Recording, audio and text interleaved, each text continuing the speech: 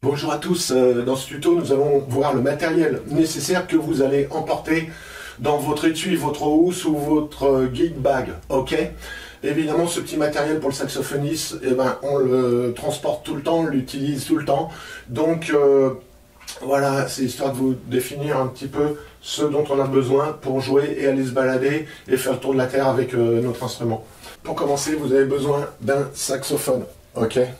Bon, les conseils que je donnerais, moi, c'est que, au début, acheter un saxophone vraiment de très haute qualité, c'est pas forcément très bien, dans le sens que vous ne savez pas si vous allez continuer, même si ça vous plaît beaucoup. Le prix est relativement élevé, et vous n'avez pas encore comment dire, connaissance de la qualité du timbre que vous recherchez, de ce que vous voulez faire aussi en musique. Donc prenez votre temps. Un saxophone de location, c'est pas mal aussi. Bien souvent on loue comment dire, des Yamaha qui sont très bien, qui sont juste un petit peu plus légers que celui-là, le Selmer. Moi j'adore les Selmer parce que la patte sonore est vraiment top. On peut vraiment tout faire, du contemporain, du jazz, du subtone, de monter dans les suraigus. Il n'y a aucun problème. Voilà, donc avant d'acheter ce type d'instrument, peut-être le louer, c'est bien. Vous pouvez le louer par 3 mois, 6 mois, 1 an, à vous de voir.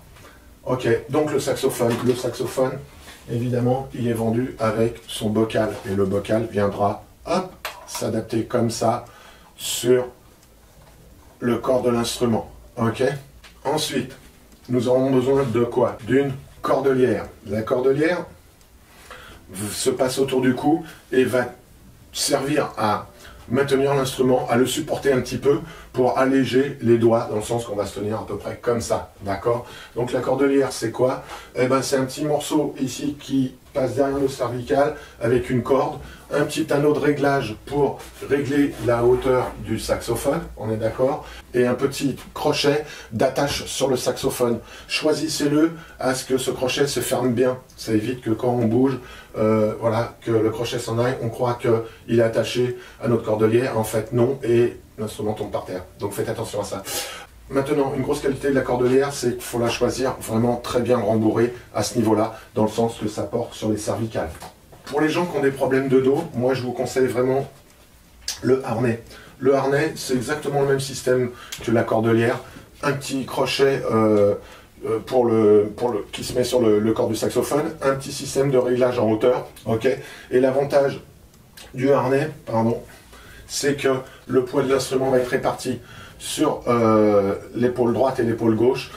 Donc les cervicales seront libérées, et pour les gens qui ont des problèmes de dos, etc., sachez que c'est quand même vraiment très bien ce système. Ensuite, vous allez avoir besoin d'une boîte d'anches. Ok. Ces anches-là, c'est de chez Ligaphone, c'est très bien. Il y a Vandoren aussi, il y a différentes marques. Ça se fera dans le temps. Vous apprendrez à choisir vos anches. Comment dire, et puis vous aurez certainement des préférences sur les marques. Moi j'aime bien Ligaphone, c'est le même prix que du Vandoren, et en plus elle monte très bien les aigus, et la fabrication est relativement bien constante. Je rappelle qu'une anche, voilà une anche, c'est un morceau de roseau très fin, ok, qui est taillé ici pour arriver à 0. L'air va s'engouffrer ici et mettre le bout de l'anche en vibration. Il y a donc un décolletage, et ici vous apercevez l'écorce du roseau. Ok, cette partie est complètement plane et viendra se poser sur le bec. Donc maintenant vous aurez besoin d'un bec. Ok, moi je vous conseille un bec Selmer C étoile. Pour commencer, c'est très bien, c'est très stable, c'est tout à fait homogène dans les graves comme dans les aigus de l'instrument.